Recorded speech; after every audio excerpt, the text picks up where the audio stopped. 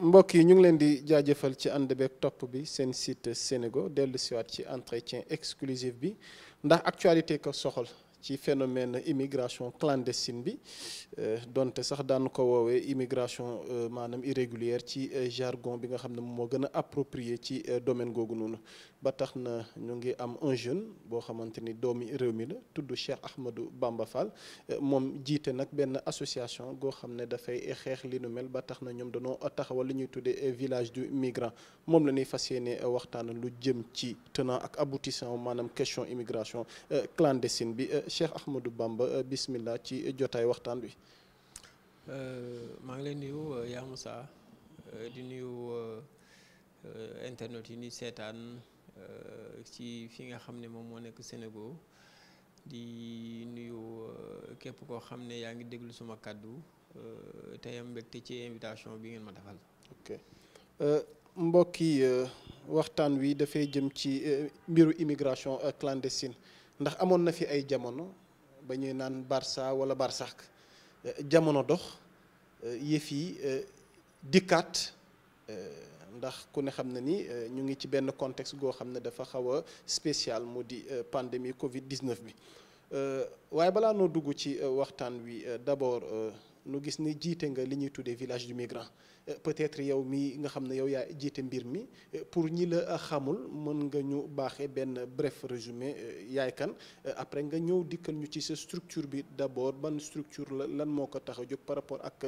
question yi nga xamante ni moom moo jëm ci immigration bi balaa noo dugg ci waxtaan bi. waaw man moom xëy na Cheikh Ahmadou Bamba Fall lañ may wax je suis un jeune sénégalais mais un citoyen du monde. maanaam lépp loo xam ne day dellu ci wàllum citoyenneté di jëm ci wàllum humanitaire lu jëm aussi ci wàllu loo xam ne développement la te jëm ci askan wi ci lay gën a xuus aussi ci lay gën a nekk. bon ni nga ko waxee village du migrant bi c'est une structure sociale d'abord qui a pour objectif de lutter contre l'immigration irrégulière communément appelée chez nous l'immigration clandestine. ñi ngi ko taxawal nag début fi nga xam ne moom mooy 2019 booba tey na bi ñu nekk di taxawal activité voilà mission yi nga xam ne aussi moom la village bi am ak li tax mu juddu mooy on a constaté depuis des décennies des milliers et des milliers de jeunes africains sont en train de perdre la vie dans la Méditerranée en même temps aussi ci déserts yi juste rek pour def immigration irrégulière ñun nag étant des citoyens étant des personnes de bonne foi ñu ne bon on va essayer d'apporter des solutions par rapport li nga xam ne moom mooy l'immigration irrégulière ci lañ taxawalee nag structure bi mu doon structure boo xam ne franchement mi ngi dox ay jéegoom ci li nga xam ne mooy wàllum immigration clandestine ni ma ko waxee woon objectif yi rek juste mooy xeex lépp loo xam ne day jëm ci domaine boobu mais aussi en même temps di ko defee de par des sensibilisations maanaam jeunes yi di leen sensibiliser à travers nos activités de terrain yi nga xam ne dañ koy def mais aussi lu ci mel ne dajeeg bàjjenu gox yi dajeeg jeunes yi ci plage yi voilà dem fi nga xam ne moom mooy ci mool yi relais communautaire yi li nga xam ne ñooy conseil communal de la jeunesse yi nga xam ne ñoo nekk ci réew mi di ko ànd ak ñoom ci wàllum sensibilisation. À travers aussi ci li nga xam ne mooy sur une campagne de communication médiatique boo xam ne dañ ciy jublu sensibiliser di tourner ay documentaire di won xale yi trajet yi ni mu méttee ak ni mu demee en même temps aussi di def des posts yoo xam ne dañuy yee xale yi ngir ñu def ci loolu. beneen mission bi naam aussi c'est une mission d'assistance maanaam migrants irréguliers yi nga xam ne ñi ngi bitim réew te wax dëgg yàlla nekk ni ñu fa nekk. xaw a doy waar ci ñoom des fois ñenn ci ñoom dañuy rapproché bu ñu rapproché ñu xool des solutions yi nga xam ne moom lañ mën a am ak en partenariat avec les consulats en partenariat avec les ambassades ngir xool naka la ñuy saafara jafe-jafe yi nga xam ne ñu ngi ko fay dund bu fekkee da nit ku bëgg a ñëw la des fois il nous arrive ñu am ay contacts yoo xam ne dañ naan carrément bu ñu amee passe dañuy dellu si volontairement des fois am ay jafe-jafe yoo xam ne dañ ko fay am village du migrant structure la boo xam ne daf leen di taxaw. On a aussi une mission d'accueil et d'orientation mooy lan mooy actuellement on est sur des pourparlers pour taxawal un centre boo xam ne foofu la ñuy accueillir ñi nga xam ne ce sont des migrants dañoo retourner ñi nga xam ne retourner nañ ñu di leen fa accueillir di waxtaan ak ñoom ngir faciliter leur réinsertion économique sociale et psychosociale. Orientation parce qu'on a vu que jeunes yu bëri ñi ngi arpenter risques yi di dem ci géej gi. C'est parce que aussi il y a une cause qu'on considère que c'est un manque d'information, c'est-à-dire ils n'ont pas de l'information. Ñun en collaboration avec les ambassades, avec les consulats, dañuy ñëw pour jeune boo xam ne wax nga ne dama bëgg a dem ci benn réew wala bii réew dañuy ñëw wax la réew boobu nga jëm yan critères ñoo fa laaj pour am fa admission ngir mën faa dund. Donc yooyu dafa bokk ci li nga xam mooy sunu ay rôle dernier rôle bi mooy créer un cadre boo xam ne tey jii dina mën a permettre jeunes yi ñu mën a dugg mën a saafaraw ñu toog ci dëkk bi d'abord liggéey ñi nga xam ne jot nañoo génn tamit ñu leen di assister ba keroog ñuy ñëw ñu orienter leen xool naka lañ leen di mën a fournir loo xam ne ay possibilité la ñu mën a liggéey tekki toog ci réew mi. ñu ñëw ci question d'actualité bi parce que xëy nañ rek dégg ne 1200 lu toll ci ay doomi réew mi jël nañ yoonu maanaam bitim réew ngir jéem a dàq ji seeni wërsëg ndax tey d'abord noo jàngatee phénomène boobu noonu. waaw phénomène la boo xam ne c'est écœurant et franchement c'est aberrant parce que ku ne dégg nga actualité bi ni mu demee. xëy na au niveau du Sénégal nga waxee mais quand je parle au niveau mondial nous sommes dans une plateforme boo xam ne on reçoit maanaam toutes les informations concernant l'immigration irrégulière ba fii may waxee yow je peux te dire du 1er janvier nous sommes à peine 15 wala 16 octobre ñaata nit ci àddina ñoom la ñu gis seen corps dañu faatu. plateforme boobu ñu ngi tudd Missing Migrant Project c'est-à-dire démembrement la ci waa organisme international de la migration ñoo ñu jox information ñu foofu lañ koy jëlee plus de 2000 personnes du 1er janvier ba fi ñu toll ñàkk nañ seen bakkan ci li nga xam ne ñoom ñooy géej gi. fii nag Sénégal gis nañ ne phénomène bi dafa jugaat te jug bi mu jugaat lenn moo ko waral c'est parce que jeunes yi ñoom jàpp nañ ne ngir ñu mën a tekki il faut rek ñu dem bitim réew te tel n'est pas le cas. ñun nag loolu moo taxoon ñuy jël ci des sensibilisations parce que y a des causes yoo xam ne moo tax xale yi di départ je pense que mbir boo koy solutionner il faut nga dem ba ci date bi comme on dit en wolof ba ci racine bi ngir mën ko solutionner. ñu jàpp ne phénomène bi li tax mu jógaat parce que amoon na en 2000 ñu jóge ci 2000 dal ci 2005 ñu jóge ci 2005 dal fi nga xam ne moom mooy 2014 de phénomène bi jógewaat na 2014 xaw a wàccaat tey ñu ngi ci 2020 jeunes yi tamit ñu ngi jugaat jug boobu nag li ko waral mooy c'est juste pour satisfaire un désir illusoire mooy jàpp nañ ne ñoom ngir ñu mën a tekki jëriñ seen bopp jëriñ seen réew il faut ñu dem bitim réew loolu nag mooy principal maanaam mbir mi donc cause la boo xam ne war nañ ko mën a waxtaanee war a xool yan solution au fait lañ ciy am mu doon nag suite phénomène boo xam ne du rek Sénégal c'est en Afrique parce que bu ñu fàttalikoo en 2004 l'Union européenne dañoo teg benn structure boo xam ne ça s'appelle Frontex boo ko déggee mooy frontière extérieure moom la ñu contracté mu doxee lu moo Frontex ñi ngi ko constitué en 2004 dans le but juste waaw de montrer une intensité sur la surveillance des frontières que ça soit frontières maritimes et frontières terrestres et aériennes Frontex boobu bépp pays membre boo xam ne da nga nekk dans l'Union européenne moom moo garantir lépp loo xam ne c'est surveillance côtière la donc dañ koy jox dañ ko doté des vingtaines d'avions des vingtaines voilà d'hélicoptères et des centaines de bateaux muy naviguer di xool ngir interdit jeunes yi dugg donc loolu am na ci li nga xam ne mooy ci loolu. Au-delà de ça bu ñu fàttalikoo ñëw en 2007 l'État du Sénégal avait reçu ci yi nga xam ne moom mooy le roi Mohamed VI enveloppe boo xam ne c'est des milliards juste dans le but ñu investir ci nit ñi toog ci dëkk bi liggéey donc xale yi bëgg nañu toog mais malheureusement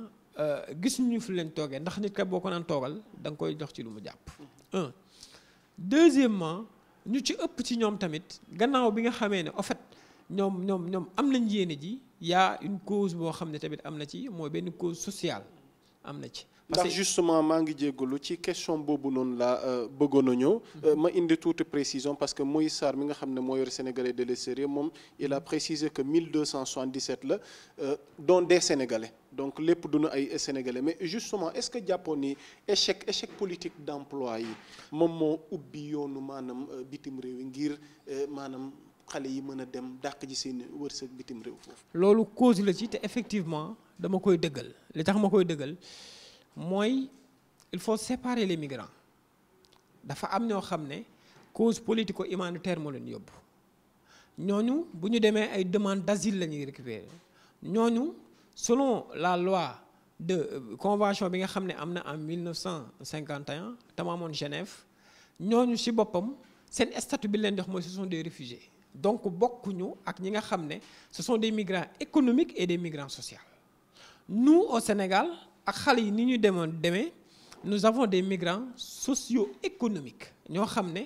pression sociale en fait day nekk seen bopp ngir ñu war a tekki ñoo xam ni aussi tey jii il manque d'emploi parce que li may wax ni ce ne sont pas des choses fabriquées démb ku ne gis na rapport bi OIT génne Organisation internationale du travail tout en mentionnant ko Sénégal mooy 3e pays bi nga xam ne moo gën a voilà lu jëm ci taux de chômage yegg na ci 48%. daana au fait Burkina ak Syrie su ma jumul ñoom la raw donc le manque d'emploi dafa tax xale yi di génn di dem mais foofu bëgg naa fi leeral benn mbir ndax ñu bëri da naan l'état na joxe emploi l'état ne donne pas d'emploi. L'état son rôle c'est de mettre un cadre de mettre des conditions sur lesquelles les gens peuvent se retrouver pour avoir une certaine employabilité donc c'est ça le rôle de l'État nag bu taux bi yeggee foofu xamal ni dafa am benn faillite boo xam ne au fait dafa am par rapport ak li nga xam ne mooy xëyum ndaw ñi donc loolu damay dëggal loolu nga wax ndax gone yi kenn du ne kat nit toogal te jàppul ci dara mais donc ban politique alternative au fait moom la État war a mën a indi mooy mu gën a yokk li nga xam ne moom mooy politique d'employabilité bi te mu jëm ci jeunes yi nga xam ne investissement bi lu ci ëpp day dem ci jeunes yi ku ne xam ne Sénégal ñun dañoo jàpp ne ki nga xam ne moo war a liggéey impérativement il faut qu'il ait une formation parce que avant de dire emploi il faut formation nit mënut a dugg ci benn domaine di ci liggéey te amu ci formation. faaw xam-xam jiitu donc état li mu war a njëkk a def mooy mu renforcer suñu système éducatif et de formation professionnelle ba taux bi nga xam ne dañuy réussir di génn te jàkk ci ñuy jàng même bu ñu doon 180 yi doom ñoo xam ne ils seront opérationnels en métier en mécanique en tôlerie en soudure. beneen bi mooy ñi nga xam ne jànguñu ñu xool aussi naka la ñuy mettre en place des structures yoo xam ne bien des mécanismes yoo xam ne ñoom dañ ci mën a liggéey tey jii boo jëlee ci wàllu domaine napp day créer emploi boo jëlee ci wàllu pisciculture day créer emploi boo jëlee ci aquaculture day créer emploi boo jëlee ci wàllu mbay mi tool yaa ngi ne xas na dëkk ci dëkk bi mais gone yi ci boppam il faut ñu wax leen ne du caaginu ku dem Europe rek mën ngaa tekki waaye mën ngaa toog ci dëkk bi liggéey boobu nag daa am lu ko jiitu mooy xam-xam ñun moo tax au niveau du village du migrant solution bi ñu ci njëkk a apporté mooy dañu ne nous sommes d'abord l'État mooy ñun ñooy créer les conditions yi état waroon créer dañ ko créer de façon locale nit ñi mën ci actuellement boo demee Kër Massar on a donné 50 jeunes yoo xam ne da leen jox formation gratuite en informatique en maintenance ak li nga xam ne moom mooy bureautique ngir jox leen lu ñu mën a téye bu ñu paree on a déjà des partenaires yoo xam ne war leen insérer xale yooyu ngir ñu jël ñu table donc su ma déggee ci ces kàddu tey jii ni village du migrant teg na sur la table ay solutions parce que ay solution ay xalaat yoo xam ne mun nañ accompagner xale yi dina tax du ñu dem bitim réew parce que sama question bi ci loolu la doon jëm parce que ça m'étonne depuis boobu ba tey jàppoon naa ni phénomène bi waroon na mën a maanaam arrêter parce que tey jii ni nguur yi ñuy am donte du ñoom ñoo ñu war a defal lépp waaye condition yi nga xamante ne tey moom lañ war a yaakaare tey liggéey suñu réew xëy na ñoom ñoo ñu ci waroon jàppale. effectivement sama raisonnement loolu laa ciy wax mooy nguur yi africain yi. ñoo war a xam ne. donc ñu ñëw ci sa xalaat village du maanaam migrant li mu teg comme tey solution par rapport ak demu xale yi balaa ñoo ñëw ci. mi ngi noonu ñun solution yi ñu teg. waaw mooy d'abord on donne des formations gratuites aux jeunes bu leen joxee formation gratuite bu ñuy paree seen formation dañ leen di attesté jox leen ay diplômes bu leen attesté jox leen ay diplômes avec nos partenaires yi nga xam ne am nañ ko. ci entreprise vous êtes reconnu par l'État. bien sûr okay. Bien non sûr. juste boobu éclairage la xam nga souvent tamit yow tu n'es pas sans savoir li xew léegi. ku jug rek ubbi kër. ne ñëw la association est-ce que parce que loolu tamit ndax yokkul sax maanaam li gën a gàllankoor jeunesse bi. ndax léeg-léeg ba ñu leen a jël ngir liggéey. mais tamit fañ la formé fan la ba tax ma war a mën a ne la kaay ma embauché la tamit moo tax may. donc leeral parenthèse merci beaucoup donc loolu tamit problème la ci tu vois. ñun dañoo tisser des relations de partenariat avec ay yenn entreprises yi en même temps dañoo taxawal suñu base de données boo xam ne jeunes yi nga fa xam ne mën nañ ci dañu fay yónnee seeni CV bu ñu kenn contacter nañu sur tel domaine on a besoin de telle personne ou bien de quelque moo xam en gardiennage moo xam en mécanique moo xam en dara ñun dañ leen di balancer contact yooyu fexe leen ñoom entretien dem liggéey ak ñoom. Donc ñun on est là pour apporter une solution par rapport à l'employabilité des jeunes vous voyez xale yi nga xam ne tamit dañuy toog Sénégal bëgg nañ liggéey am benn somme parce que tey ñun dañuy rencontrer ñoo xam dañ naan la bon temps de laa yor dama bëggoon dem ci gaal gi mais bu ñu waxtaanee ak yow xamal leen ne sa temps boobu nga yor boo ko investir sur tel domaine d'ici 2 ans mën na laa yeggale fii loo xam ne boo demoon Europe doo ko am da ngay toog. Donc ci ñun am na ñoo xam ne ils font les études de projet boo ñëwee na la defal sa business plan xeebuñu boo nee 100 000 francs laa am 100 000 francs na la def sa business plan accompagner la durant processus bi nga xam ne moom nga mën a liggéeyee ba nga mën cee tekki toog ci réew mi. Donc ñun solution yooyu en fait la ñu apporter ñi nga xam ne aussi ñoo nekk bitim réew des fois nit contacter ñu ne ñu bëgg naa ñëw waaye damaa xamul bu ma ñëwee lu may def ñun dañuy suggérer état parce que domaine boobu xëy na suñu kàttan yeggagu fa. État na tisser des rapports ak ñi nga xam ne ñooy les banques moo xam agricole wala lenn émigré yooyu di ñëw ñu recenser leen bu leen recenser ñu xool naka la leen di accompagner ngir ñu mën a même bu fekkoon da leen di financer après ñu rembourser ko sur des garanties yu am nga xam ne su boobaa dinañ mën a jël li nga xam ni moom mooy immigration irrégulière bi. Donc ñun on pense que la solution idoine actuellement c'est de résoudre le problème de l'emploi. Quelque part aussi le contexte bi nga xamante ni moom lañ nekk parce que on est face à une crise sanitaire quelque part est-ce que tamit recel gi mu recel maanaam récession bi am ci côté économie bi tamit parce que ndem état bi la affecté waxuma la ak société bi est-ce que quelque part aussi jeunes yi confinement économique bi toog tax boo toogee sa réew xëy na may la chance nga mën a liggéey quelque part aussi est-ce que duñu wax li ñuy faral di wax rek dund dem wala dee dem Cheikh Ahmadou Bamba. waaw lii dafa bokk ci causes yi nga xam ne ñoo déclenché vague bi dem 2020 Covid-19 bi mais ci biir Covid-19 bi dañ koy scinder en 3 points phares. benn bi jeunes yi ñoom dañoo jàpp ne rigueur bi amoon ci surveillance côtière bi te tubaab bi tegoon ko dañoo jàpp ne ñoom rigueur boobu amatul parce que tubaab bi ils ont d'autres opportunités que di basé wu sur des surveillances donc yoon bi libre na nañu dem benn cause la. Deuxième cause bi mooy jeunes yi dañoo jàpp ne avec le nombre de morts yi nga xam ne am na Europe ñoom mën nañoo dem pour compenser loolu sur des main-d'œuvre. Troisième cause bi mooy avec le confinement économique nga xam ne y a une récession totale parce que récession quand on l'explique économiquement mooy bu ñu teglee ñetti kii yoo xam ne tey jii sunu taux de croissance ou bien quelque chose comme ça dafa baissé. Vous voyez. Tout à fait. Donc mais au Sénégal il faut ñu comprendre man li ñuy wax bokk na ci loolu mooy xale yi bu dul sax récession bi am na ñoom avant récession la ñu waroon la état africain yi waroon teg des programmes parce que gouverner c'est prévoir certes ne crise bi bette na waaye tamit war nañoo prévoir. ñu jël exemple Sénégal tey yan recommandation ci politique boo xamante état bi xëy na mënoon na koon prévoir pour lii xew li mel nii bañ a am. non bëri na comme par exemple tey boo jëloon ci domaine agricole mën naa ne agricole Sénégal ñaata suufa fi nekk yu libre mais tey jii da ngay jël sa politique parce que ñun on a une économie extravertie amuñu économie boo xam ne ñoo ko moomal suñu bopp secteur bi ciy dominé c'est la télécommunication te sénégalais amu ci part bu bari donc tey da ngay jël secteur yi nga xam ne ñooy l'agriculture def ko sa fer de lance maanaam jël mbay mi suqali mbay mi suuf si nga xam ne ñoo fi nekk fii tey nga jël xale yi ne leen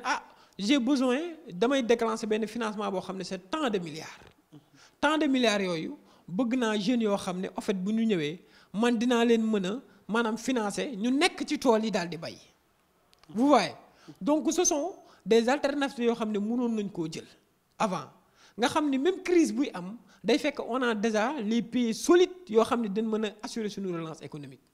mais bu fekkee relance économique boo xam ne wax dëgg yàlla da nga ko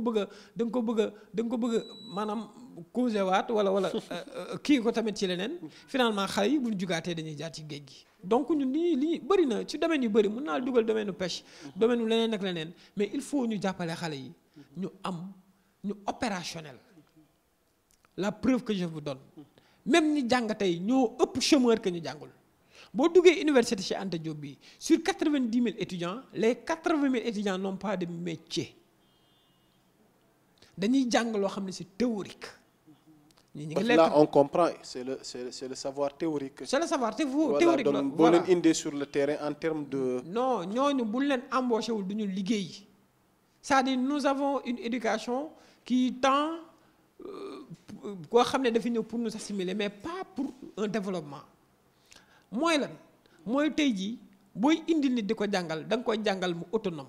gis nga école mënu laa jox lépp daf lay jox lenn loolu moo tax il faut favoriser l'entrepreneuriat vous voyez donc xale yi tey voilà justement parce que est-ce que tey jàppoo ni ba may fàttali mbokk yi ni teewlu ñu ngi ak Cheikh Ahmadou Bamba Fall nekk président association village du migrant nga xam ne ñoom li leen tax a jóg mooy gunge maanaam wàllu immigration irrégulière bi ngir indi ci ay saafara fexe xale yi mën a toog seen réew mën a liggéeyal seen réew justement yaa ngi fa tolloon mooy ci volet entrepreneuriat bi tey ndax jàppoo ni tamit quelque part am na benn laxisme en tant que jeune. Parce que tamit bu la état defe naa joxul liggéey mu dimbali la nga jàng am xam-xam war nga mën a maanaam dimbali sa bopp tey jii ni noo gisee volet entrepreneur ndax jàppoon ne tamit war na mën a doon solution nit ki góorgóorlu fexe maanaam entreprendre dara. volet entrepreneuriat mooy suqali réew bu développé c'est l'entrepreneuriat moom moo ko suqali. mais malheureusement mooy li ma lay wax dans nos pays africains on a une connaissance d'assimilation mooy lan boo jàngee ba pare faaw nga xaar déposer CV ngir ñu mën laa dugal te fekk te école bi li mu la war a jàngal moo tax foofu l'état responsabilité bi mu ci am mooy sur les programmes scolaires daf cee war a insérer des métiers yoo xam ne tey jii bu xale yi di génne di am bac dina fekk ñu chevronné ci yenn domaines yi nga xam ne li ci des dañ koy def agrégation rek après avancer. donc entrepreneuriat boobu mooy seule solution bi moo tax ñun li ñuy wax mooy jeune bi bu mu doon koo xam ne da ngay jàng rek boo jàngee ba pare en fait yow pare nga waaye jàng boobu daf la war a jural dara lim lay jural mooy xam-xam boo mën a créer sa bopp entreprise bu dégg entreprise nag foog ne nag il faut impérativement nga sol costume ak cravate. ki nga xam ne jaaykatu ndox la wala jaaykatu gerte nekk ci mbedd mi entreprise bu boppam la yor peut-être c'est informel mais entreprise bu boppam la yor bu xëyee mooy defal bilan boppam mooy ne jàng naa sàngam jaay naa sàngam li laa war a jot tu vois donc li ci ëpp solo mooy ñu fexe ba jeunes yi di entreprendre seen bopp ñu développer l'entrepreneuriat local mooy fexe ba voilà ñu mettre des stratégies yoo xam ne xale yi dinañ mën di demal seen bopp. ndax quoi qu'on puisse dire dañoo nekk ci économie mondiale boo xam ne fi mu jëm il faut impérativement nit ñi di jël des décisions personnelles ci ñoom dañu bañ a dépendre voilà ci ñi nga xam ne en fait dañoo taxaw rek xam nga di bëgg ku leen jàppale ma baax na waaye li ma gënal mooy balaa nga may nga woon ma naka la ñuy nappee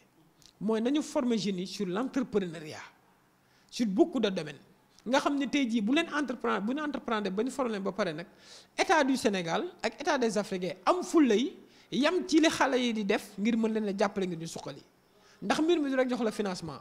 mais mbir mi fi mu nekk mooy yow buñ la financé ok ba nga produire ba pare kan mooy jënd la ngay financé booy jaay ci mbedd kan moo lay jàppale et cetera et cetera et cetera donc ce sont des questions essentielles yoo xam ne tey jii jàpp nañ ne voilà war nañ ci gën a mën a réfléchir ngir xale yi. mën di tàmbali di liggéeyal seen bopp liggéey bi ñuy liggéeyal seen bopp tamit ci la ñuy sutur la ndax dara dafa dàqulan Moussa dara dàkkul nga liggéey toog sa biir dëkk tekki dara dàq ko bëri na ñoo xam ne fii la ñuy jógee dem bitim réew man gis naa si ñoo xam ne ay tailleur la ñun daf ñoo contacter bi ñuy dem dañoo jaay seen 4 machines yoo xam ne benn bu ci nekk mi ngi jar waaw ay somme daal di dem mais bi ñu demee en fait ñoom lañ fa waroon daj ak lañ fa waroon gis gisuñu ko léegi seen xel mooy naka la ñuy ñëwaatee entreprendre ci dëkk bi donc il faut ñu état bi du mën a sax état waaye il faut que les jeunes seen bopp ñu jël seen responsabilité bopp di entreprendre seen bopp avec les accompagnements des autorités. C'est important justement point bi ngay wax daanaka sunu jotaay waxtaan wi tire à sa fin mais démb barki démb ci alxames bi dafa am benn ndaje boo am mooy ambassadrice de l'Union européenne au Sénégal Irène Mine Gasson ak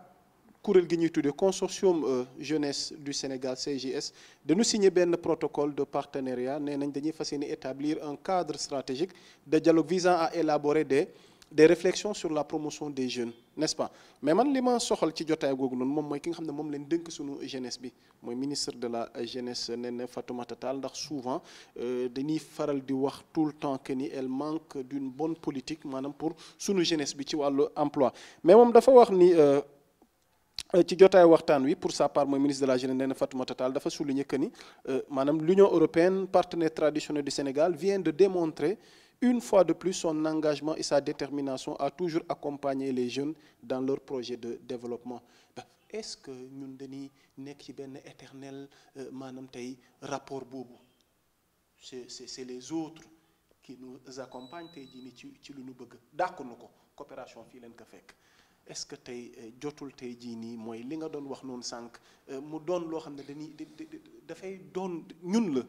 tey sunu gouvernement yi xam ne tey jii nii jeunesse bi dafa compter te réew mu jëm kanam jeunesse moo ko jëmale kanam tey jii nii ñu indi beneen politique indi beneen message indi beneen discours ndax foofu laay bëgg terminer tey mooy ginnaaw boo ma jàngatale lii ban message nga am ak discours à l'endroit de la jeunesse parce que critique na parce que tey jii nii on a beau tenir tey jii nii tout le temps des discours mais tey ndax jotul ñu am benn langage de vérité au moins tey jii nii quoi qu'il en soit demain duñ ne kat waxuñu lu ñu waroon a wax ci pour jeunesse bi. effectivement damay rafetlu d'abord coopération boobu. ci wet mooy wax dëgg yàlla xëy na coopérative fi lañ ko fekk mais li nga wax laay gën a accentuer. politique Néné Fatoumata Tall en tant que ministre de la jeunesse appréciation gi nga ci am yow en tant que jeune certes pas versé côté critique mais tey tu es porteur de projet. J'ai des suggestions pour elle. moo tax voilà sur ça surtout ça. li ma koy suggérer mooy. Néné Fatoumata Tall. waaw Néné Fatoumata Tall ministère de la jeunesse li ma koy suggérer. Parce que c'est bon de critiquer mais il faut devoir proposer mooy la ressource principale d'un pays pour se développer c'est sa jeunesse mais pas une jeunesse paresseuse pas une jeunesse partisane mooy lan mooy na gën a ubbi ay buntam te xool yi jeunes yi bëri na ay borom jom yoo xam ne tey ku leen jàppale dañuy dem tey ñoo ngi ci mbedd yi tey ñi ngi ci feneen ak feneen di jaay ñi ngi liggéey ñi ngi daan seen doole di dimbali seen njaboot na xool ñooñu def leen ay principal collaborateur nga xam ne day am les termes fiables nga xam ne day mën a xam qu'est-ce qui se passe réellement sur le terrain parce que bu ñu waxantee dëgg en Afrique suñu état yi y a un décalage entre li nga xam ne moom mooy am et les réalités du terrain rapport bi OIT génne démb ça indexe directement le ministre Néné Fatoumata Tall. taux de 48% ci classement bi on est troisième ci jeunesse. donc moom politique bi mu war a njëkk a teg mooy na xool naka lay élaborer taux boobu ba d'ici 1 an mu mën a compter waxuñu rek ay emploi yoo xam ne tijji naa benn entreprise ok ñëw naa fa jël leen 6 mois ñu delluwaat mooy dama koy conseiller étant un jeune sénégalais étant un responsable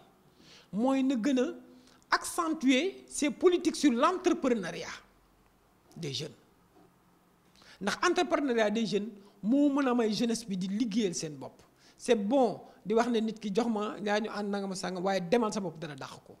te on a une jeunesse Sénégal dañoo am jeunesse bu am jom tey boo embouteillage amee nga dugg ci tali bi gis gone yi ni ñu téye seen saag yi fajar gi ni ngay dajeek nit ñi ñi ngi ci mënee ba moyenne d'âge de la population moyenne d'âge bi voilà c'est 20 ans mi ngi noonu donc ñooñu bu leen jàngal ne kaay ma ñëw dimbali chaque jour il faut nga jàngal leen ne dama leen di jox benn moyen boobu ci ngeen di jaar ngir suqali seen bopp donc la politique adéquate du ministère de la jeunesse actuellement c'est de promouvoir l'entrepreneuriat des jeunes à travers l'agriculture la pisciculture et cetera et cetera et cetera mooy fexe ba xale yi toog ci réew mi te liggéey gone yi nga xam ne ñi ngi dem ci géej gi di dee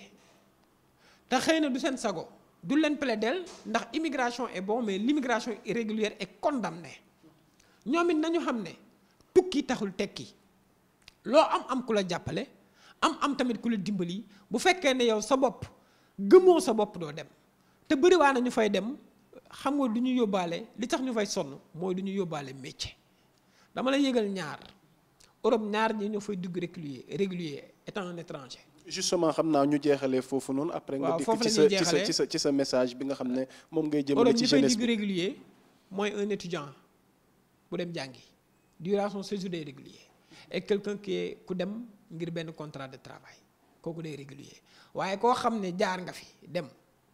wax dëgg yàlla ci lu dul lii boo fa demee tu es irrégulier. bëriwaa na ñoo xam ne bu ñu toogoon ci dëkk bi mën nañ cee liggéey tey ji ña ngay dem foofu di jaay ay montre ay briquet bu ñu ñëwee ci réew mi maanaam wane beneen image boo xam ne mooy susciter xale yi ñuy dem donc maa ngi wax xale yi ne leen tukki taxul tekki te wërsëg fu ko yàlla bind foofu la nañu toog ci liggéey dëkk bi bu ñu xeeb benn liggéey y a pas de sous-métier nañu liggéey teral suñu njaboot te xam ne bu ñu songee gaal yi mën nañ faa des lor suñu bopp lor suñu njaboot bi ñu bàyyi lor suñuy dëkkandoo loolu suñuy am ni jàmm. dernier message bi may lancé mooy di sant di gërëm village du migrant bi yëpp waaw ndax c'est international y a des Béninois dedans